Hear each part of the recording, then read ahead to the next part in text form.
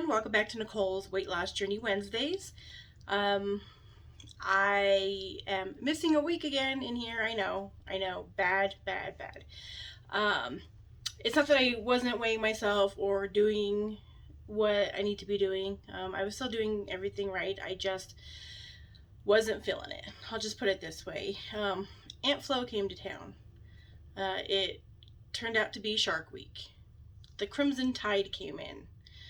The Red Plague, if you will. All of the fun names we like to call it in this household. That's mostly filled with girls if you watch any of my other videos. So, yeah. It just wasn't a fun week. I wasn't feeling great. I was hurting a lot. So, I just wasn't in the mood to sit down and talk to you guys. But I'm back this week. And I do have a topic I kind of want to talk about. It's some of the symptoms or side effects, if you will, of having the VSG surgery or any weight loss surgery. Some of the symptoms or side effects that I'm most concerned about having when time comes. Some of these symptoms may not be major symptoms or may not even be factors to some people, but they're things that I'm kind of a little bit concerned about. I'm not going to say that it's anything for me personally that makes me not want to go and have the surgery. I'm still on board all for it, and I'm still scheduled. I did have to push my surgery back 2 weeks, just timing wise. When I looked at the schedule, it did seem like it probably wasn't the best, because I was doing that the first week of the month, and the first weeks of the month are just super busy for us all the time. We're just really trying to bust stuff out and work and all of that, and that's like our busiest time is that first week of the month. So, which is another reason why it was kind of difficult to sit down and film all of this. But I pushed it back 2 weeks just because I figured that was going to work better for us. Family-wise, schedule-wise, all of that stuff. But I am still going on with it, and these are some of the symptoms that I wrote them down in my little notebook. These are some of the symptoms or side effects, aftermath, that I'm a little concerned may happen. So, one of the things that I hear a lot of people say is that you will be cold afterwards. You drop all this weight, you're used to having all this extra fat on you that helps keep you warm. I'm concerned about that one. And by the way, I'm doing this backwards. So I have 5 things that for me personally have come up while watching other people's videos and seeing the side effects or symptoms that they have after VSG. And so number 5 for me is being cold. I tend to always be cold as it is. So it's concerning to me that when I lose all the weight, no longer have the fat on me to help keep me warm, I'm going to be freezing all the time. At night, I already put my feet all over Ruben to keep me warm. My hands all over Ruben to help keep me warm, because I am always cold. My hands, my feet are always freezing. And when those are cold, it's hard for me to physically stay warm and feel comfortable. Obviously when it's summertime, it's not quite as big of an issue, but I can still have the AC on for everybody here because they're hot, and I'm sitting on the couch bundled up in a blanket because I'm cold. The temperature in the house is too cold for me. But everybody else is like, I'm hot, I'm dying, can we lower it? And I'm sitting on the couch shivering. So number 5, being cold, that's what I'm concerned about, because I already am always cold. So if it's going to be even worse than that, it's a little concerning, but I'm sure I'll survive. I'm sure I'll be okay.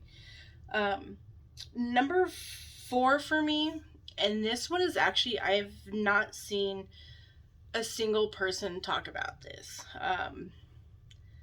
And I don't want to be the a-hole for bringing this up, but it's looking old or looking older. I see a lot of people that have lost weight, and I don't know if it's because they have the excess skin in their face as well as the rest of their body, that it causes more wrinkles when they lose weight in their face, or causes them to, that skin to drag or sag or whatever. And I'm really not trying to talk down, because good for you for losing that weight. I hope to be there. And if it just means that I look a little older, then I look older. I've always been told by everyone that I look so much younger than I am. I'm 38. And so I'm like 2 years away from being 40. And I constantly get all the time that I look like I'm in my 20s, that there's no way I have a 15-year-old child. Always told that. It's nice to hear, but I'm concerned about looking older than I am. I'm okay if I look my age. If I look my age, I look my age. But that's a little bit concerning to me, because I do see a lot of people after weight loss. Now, don't get me wrong. I see a ton of vloggers on here. They look amazing after losing weight, after losing 100 pounds, after losing 150 pounds. They still look amazing. Their bodies look amazing. Their faces look amazing. They look great. So it's not everyone. I do happen to see it in some people, and not even the vloggers that I watch necessarily about their weight loss journey. But like when I scroll through and I'm looking at before and after pictures of people in general, or I used to watch the show, The Biggest Loser. I'm sure all of us have at some point. It was a huge show, and their weight losses were super dramatic as well. And because of that super dramatic weight loss,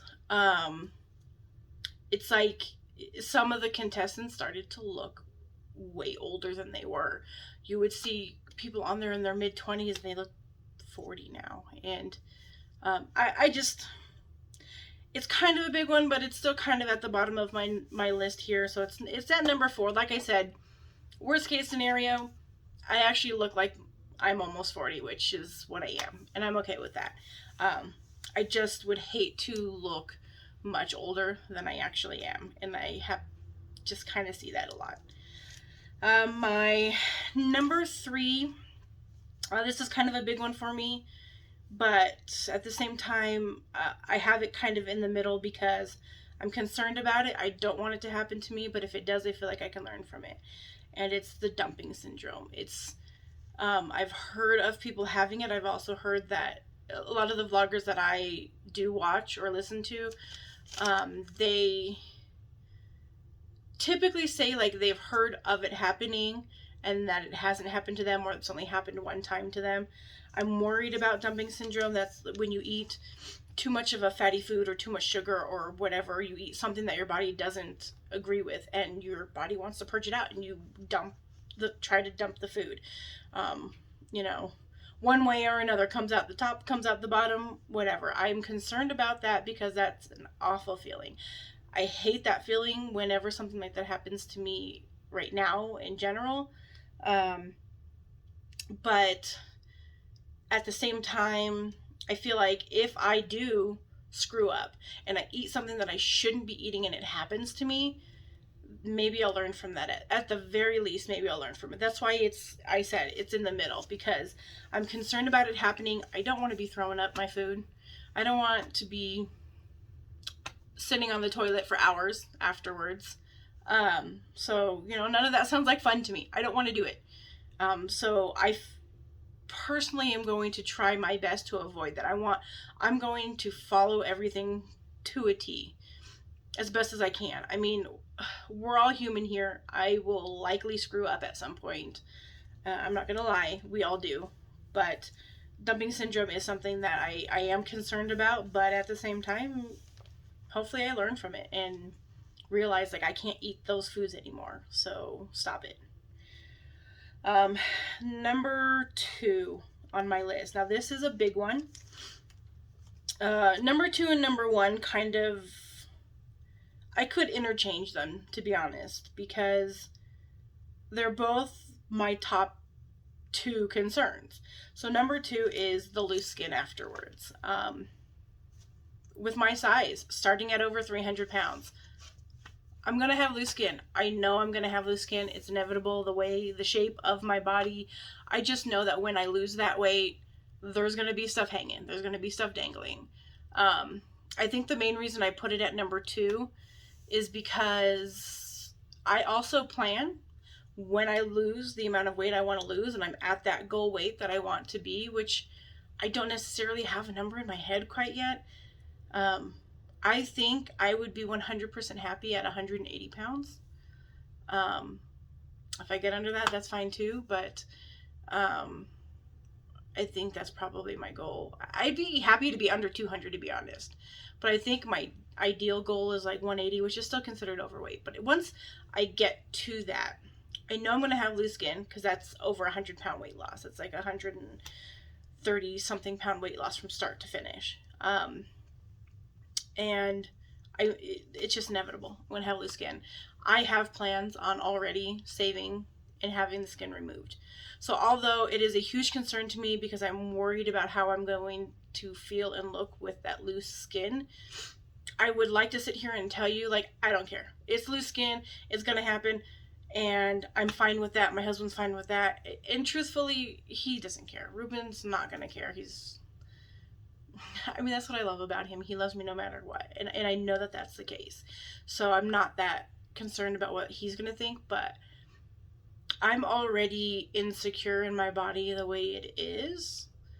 I act like I don't care a lot, and it's not a big deal, and most days it's not, but there's sometimes I'll look in the mirror now, and which is why I want to do this, and just say, like, this is awful. I don't like the way you look.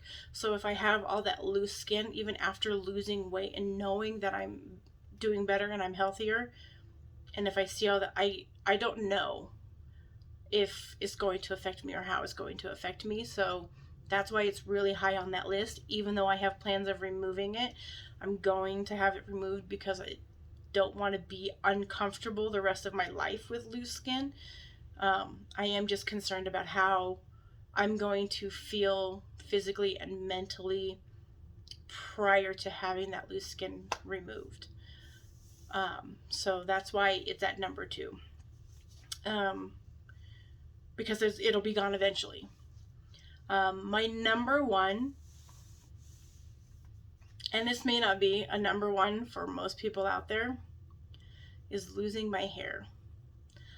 I already don't have much as it is. Like, I don't have a lot of hair. My hair has become, after having my daughter, after having Athena, has become super thin. I have glasses on, but you can see, like, you can see my scalp underneath all this really good. Like, that's terrible. I already don't have enough hair.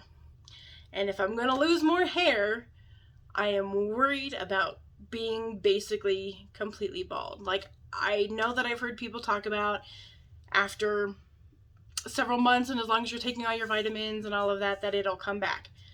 That's great. That's fantastic. But in the meantime, I don't want to be bald regardless. So it is up here on my number 1 because I already don't have enough hair. I am already super thin, and I honestly don't even know why.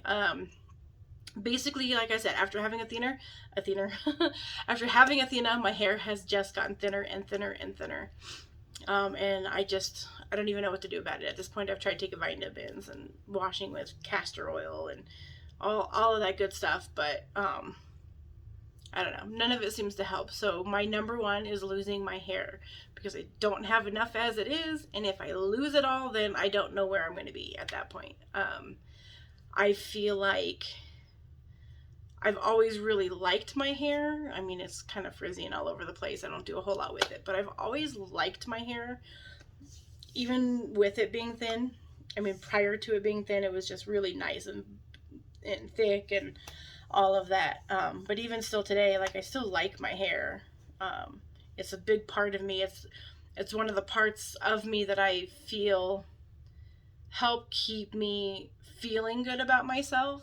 And in this whole process of everything going to be changing and I lose it, I just don't know. So that's my number 1 concern. That's my number 1 symptom or side effect that I'm concerned about when I have the surgery. I know it seems odd. I haven't even told anybody else in the house that those are my thoughts. But anyway, maybe some of you out there can relate. Maybe you feel the same, like your hair is everything to you. So that wraps up my list of 5 symptoms and side effects that I'm concerned about for surgery. And, you know, I'm sure it's different for everybody. I mean, and maybe I won't even experience half of these, more than half, who knows. These are my concerns going into it. I know that they're possibilities, and I still want to have the surgery no matter what.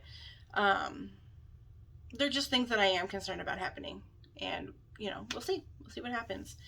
But anyways, now it's time to get into it. My actual weight loss for the week, even with me being bloated and all of that fun stuff, and I still tried to maintain my eating habits, but I mean, I'm gonna be honest, like, it's that time of the month. I want chocolate. I didn't eat it every day. I actually think I probably only had chocolate one day, when I was really like, I am hurting, I'm dying, I need something. And I've noticed that over the last several years, as I've gotten older, for some reason, cramping is worse and worse every month. Like, I had to go buy a heating pad. Actually, we bought it last month because I was hurting so bad. And Ruben blew up my last one. So he ordered another one just like it because I loved it and we couldn't find it again in the store. He ordered another one for me on Amazon.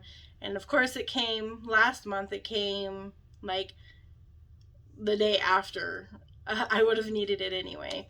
But I had it for this month and it really came in handy and it was super nice. But even with all of that happening, even with the bloating, even with me not eating 100% the best, I was still able to lose a couple pounds. As of today, my last video I showed you guys, I believe I was down to 291 pounds. And as of today, weighing myself, and I'll post that up here, I am down to 289 pounds. So I said to you guys in my last video that I was hoping that I can at least get down into the 280s, and I've done that, and I'm super stoked about that. And also, it marks another great point, is that I have now officially lost the 20 pounds that I need for the surgery, that the doctor is requiring that I lose, is that 20 pounds, which is great because I'm having the surgery in the middle of August, and we're still in like the first couple weeks of June. So I mean, I still have a ton of time, and I've already lost the 20 pounds. The 20 pounds that's required for me to lose. So I'm still going to keep going. I want to lose more. Prior to getting there, I just want to make sure that I'm good to go, and I have no excuse for them to say, hey, you didn't do it, I can't do the surgery.